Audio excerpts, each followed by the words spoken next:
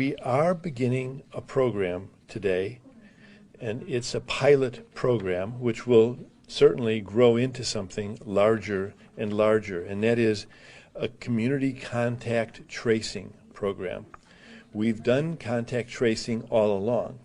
That a contact is a person who's been exposed to someone that we document to have the COVID infection. When we find someone who has a COVID infection, those people are immediately isolated. But we also work with them to figure out who their contacts were.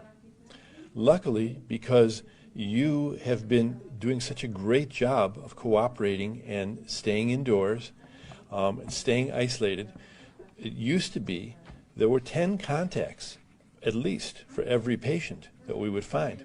Now, it looks like there are probably only 2 or 3 or 4 contacts, not surprisingly, because most people have been staying away from others.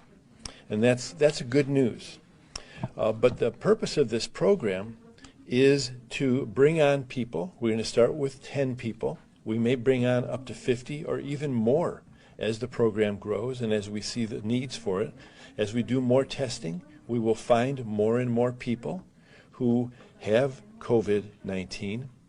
And again, we'll isolate every one of them, and we will find every one of their contacts, and we will make sure that they stay quarantined, and we'll check in with them every day.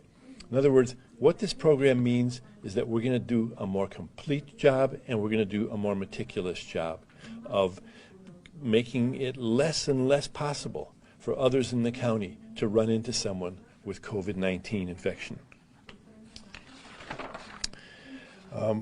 It's not just our county that's bringing more people on. There are going to be thousands of people hired who will be these contact investigators throughout the state. And this is occurring in many, many other states as well, perhaps all of the states in our country. We will be giving intensive training to these people, training not only for identifying and finding contacts, but also in terms of how to be sensitive about doing it.